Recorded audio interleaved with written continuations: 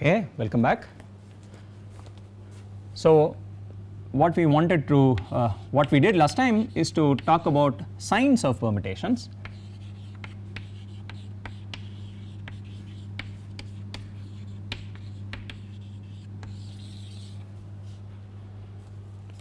And this was defined to be the in some sense you first take the number of crossings of the permutation, which could be pictorially read off from the crossing diagram or tangle for the permutation, and then if it is even, then you declare the sign to be +1, and if the number of crossings is odd, you declare the sign of the permutation to be a -1, okay, also called even and odd permutations.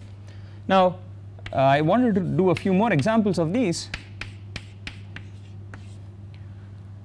So let's try and find signs of cycles. So here's two examples. So if you take n to be 4 and you take the permutation pi to be the cycle 1 2 3 4, so which I will write first in 2 line notation, 1 going to 2, 2 going to 3, 4 1.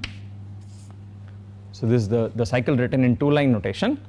And also notice that the other notation for permutations that we looked at is what we call cycle notation. So in cycle notation, the same permutation would be just represented by the 4 numbers 1 2 3 4 written in brackets. Okay, this is to be thought of as meaning 1 goes to 2, goes to 3, goes to 4, goes back to 1. Okay, so what's the sign of this pi? So that's the question. So let's draw the tangle diagram for pi. So 1 maps to 2, 2 maps to 3, 3 maps to 4, and 4 maps to 1. Okay, so here's the tangle diagram for pi.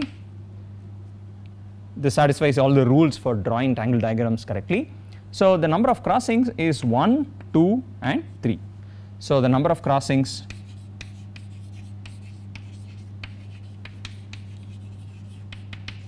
this case is 3, and so the permutation pi is odd.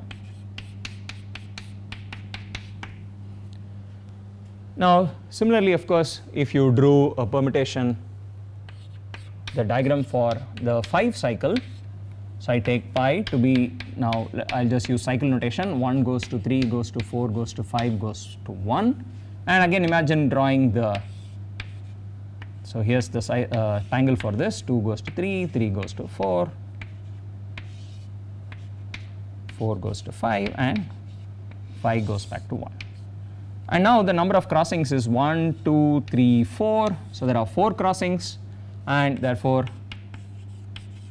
this permutation now is even, okay, because there are 4 crossings here. So from this it's kind of clear how cycles behave. If you have a cycle of even length, say 1 2 3 going on till some even number, then that permutation would have sign -1, and if you have a permutation, a cycle with odd length, say going 1 through 5, then that would have even number of crossings, and therefore it would be an even permutation. Now here's a slightly more general example. We'll still look for a 4 crossing, but we'll do this with let's say n equals 7.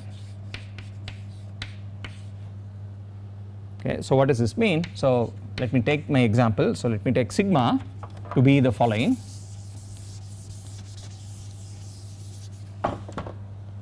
It is a 4 cycle with signs 1 to 3 to 5 to 7, and then it leaves the remaining numbers as it is, 2 4 6. Okay, so here's the permutation sigma written out in cycle notation. So recall, what does this really mean? So let's draw the tangle diagram for this. So let me first draw 1 3 5 and 7. So here's 1 3 5 7. So what this permutation does is,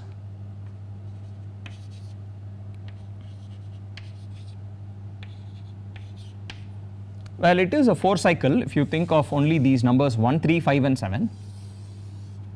So 5 goes to 7 and 7 maps to 1. Okay, so that's the diagram if you only looked at the numbers 1, 3, 5 and 7, and the number of crossings here is of course the same as the number of crossings in the other 4 cycle that we drew. So there will be 1, 2, 3. So there are exactly 3 crossings, okay, as far as these 4 numbers are concerned. But of course we still need to throw in the other numbers. So for instance there is 2, 4 and 6.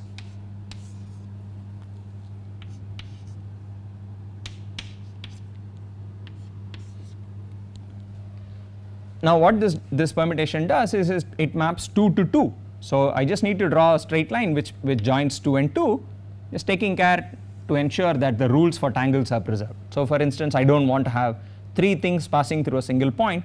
So when I join 4 to 4, I just need to take a little care to ensure that it doesn't pass through the same point. So similarly 6 to 6. Okay, so here are the 3 extra curves that you need to throw in: 2 going to 2, 4 going to 4 and 6 going to 6.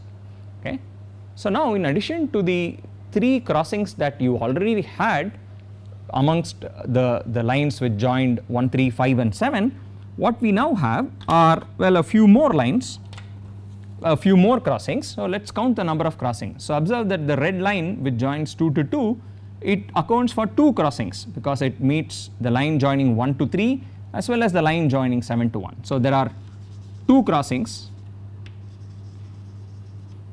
The red line which joins 4 to 4 again accounts for 2 crossings. The red line joining 6 to 6 again accounts for 2 crossings. Okay, so the total number of crossings is, well, how do we count the number of crossings? So the number of crossings is therefore the following. There were 3 original crossings plus the crossings that come from the red lines. Well, they look like 2 times, well, each of those red lines contributes a 2. So it's 2 plus 2 plus 2, 1 for each red line. So this is the crossings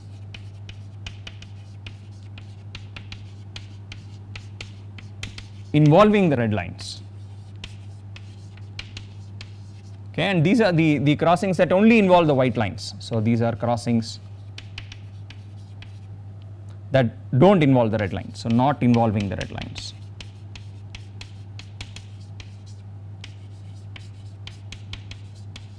So I should say these are crossings that involve at least one red line, so involving a red line. Okay, so you count the crossings in these different ways. You look at the crossings in which at least one of the 2 curves is a red line, that's counted by this, and then you look at the crossings in which you don't think about the red lines at all, only look at the white lines. And so since we are only interested in whether or not the number of crossings is even, so observe that the number of crossings in this case is still odd, because it really only depends on whether the original number of crossings was even or odd, the number of crossings not involving the red lines. Okay, so this turns out to be the general phenomenon. So if you wrote down a permutation like this, so a permutation like a sigma here, you would often also call this a 4 cycle. It really only permutes these 4 numbers in a cyclical fashion, it doesn't do anything to the other numbers. So when you have a permutation like this, the sign of this permutation is just the same as the sign of the underlying 4 cycle, okay, which is it's an odd permutation. Or if say this were a 5 cycle and these were all being mapped to themselves, the sign of this would just be the sign of that 5 cycle portion. Okay, so this observation here is sort of it's very useful. So the number of crossings is odd, therefore the sign of sigma is in fact -1. So let's just do a more complicated example now, which tells you how to put 2 different cycles together. So let's take this example now. Again, let's take n equals 7. Let's take a permutation which maps 1, 3, 5, 7 to themselves, but let's now do 2, 4, 6 also map cyclically amongst themselves. Okay, so it's this notation here, remember, means that 1, 3, 5 and 7 form a 4 cycle, and then 2, 4, 6 amongst themselves form a 3 cycle. Now the question is, what is the sign of such a permutation?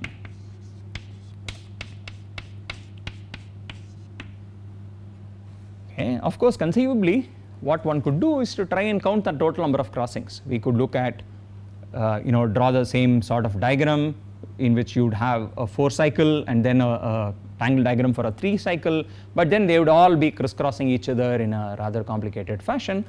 So instead of sort of just counting it by brute force, here's something that, well, okay, here's the question. So here's the key observation that we will use to simplify this calculation. So here's a key observation.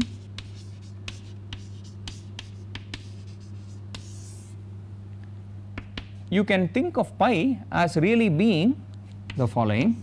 Pi can be thought of as being the composition of two permutations. So remember, we talked about the composition of permutations.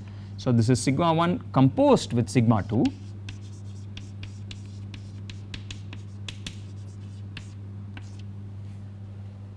Where, well, what sigma 1? Sigma 1 is the permutation that we just wrote out, 1, 3, 5, 7, the 4 cycle, in which the remaining 3 are unchanged, and sigma 2 is the 3 cycle, 2, 4, 6, with 1, 3, 5, 7 unchanged. Okay, so the key observation is that you can now use this notion of composition that we talked about and obtain the given permutation pi really as a composition of two simpler pieces, one being sigma 1 and the other being sigma 2. Okay, so I leave this as an exercise for you to check that in fact the composition of these two permutations does give you back the original permutation pi. So now we go back to this whole business of sign and the relationship of sign to composition and so on. So recall from before,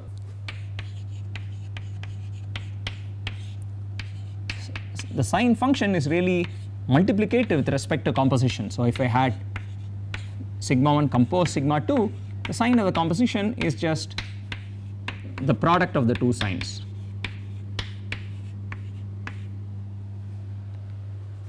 Okay, so this is really the the important reason why compositions are especially suited when you want to try and understand signs. If you can write your original permutation as a composition, then the sign is just a product of the signs of the individual constituents. So here it's just a sign of pi 1, sigma 1 and sign of sigma 2, but observe we've already talked about how to understand the sign of sigma 1, okay, and that's exactly the thing that we wrote out here. Sigma 1 is really the permutation which cyclically permutes 1, 3, 5, 7 and does nothing to 2, 4, 6. So it's the sign of sigma is really just the sign of whatever this 4 cycle part is. Okay, the things which map to themselves, the red lines so to speak, always contribute an even number of crossings.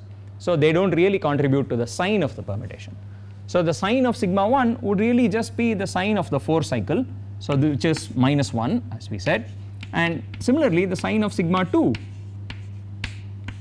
So notice sigma 2 in our definition was just the 3 cycle 2, 4, 6, and in which the remaining just map to themselves. So they are sort of like the red lines in our picture, they will contribute an even number of crossings, and we only really need to worry about the number of crossings between which only involve the lines joining 2, 4 and 6.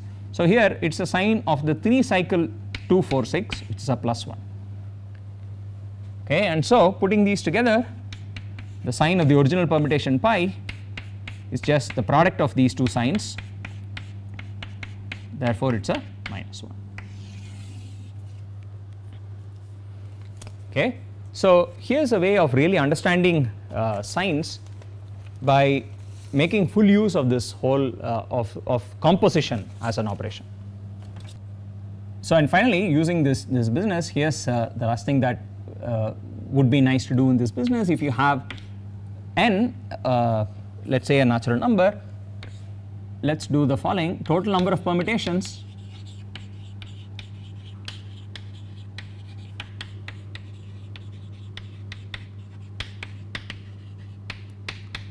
of n, remember, is just n factorial.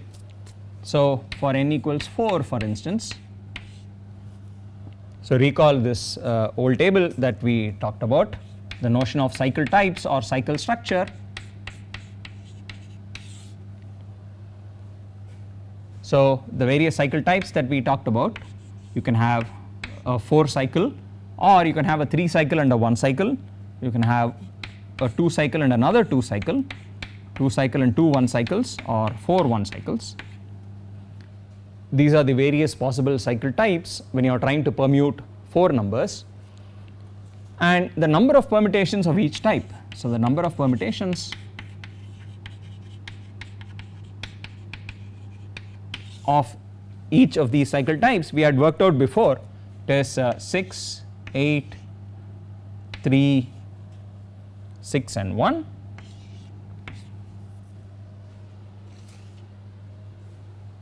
And finally, since we talked about signs right now, it's natural to wonder which of these permutations are odd and which are even.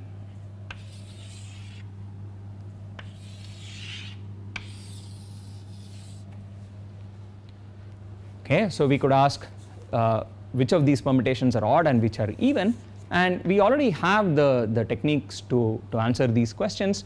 For instance, a 4 cycle, okay, if you have a permutation which is just a 4 cycle, we just talked about signs of cycles, a 4 cycle is always odd.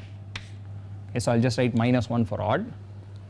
Now if I have a 3 cycle together with a 1 cycle, so we again just did this, when you have say a cycle decomposition, it's a product of 2 cycles, you can think of it as a composition of 2 permutations, and so it's just the product of the signs of each of these guys.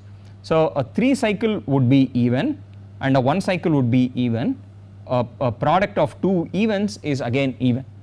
So this is a sign +1. Similarly here we do the same thing here. There is a 2 cycle composed with another 2 cycle.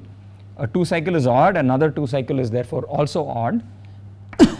So a product of 2 odds, odd permutation is an even permutation. Now here a 2 cycle is odd, 1 cycles are both even, so odd times even will still give you an odd permutation. And finally each of these ones is really a even permutation. So this is the full list, which of given a cycle type, is it odd or even, and the answers are right there. So let's count the total number of odds and total number of even permutations. So which of these are the odds? Well, the first row, there are 6 odd permutations with cycle structure 4. There are another 6 odd permutations with cycle structure 2 1 1. Okay, so between these there are 12 permutations with 12 odd permutations, and the even permutations are, there are 8 of them with cycle structure 3 1, 3 of them with cycle structure 2 2, and finally 1 with cycle structure 1 1 1 1. So these 3 together again gives you 12. Okay, so there are half the number of odd and half the number of even permutations. Okay, and this is in fact a statement which is true in general, that n factorial divided by 2 permutations would be even, and the remaining n factorial by 2 permutations would be odd. Okay, so it's probably a nice exercise to try and prove this fact, that in general half the number of permutations are odd and the other half are even. So let me just state this as a problem prove that the number of even permutations is n factorial by 2.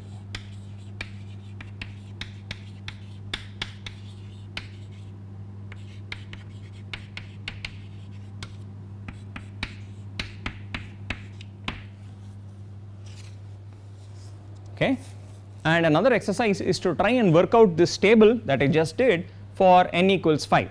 Okay, so here's another exercise problem that I'd like you to try out. Is to work out this table. So write down the entries of this table for n equals 5. So the same table that we just drew.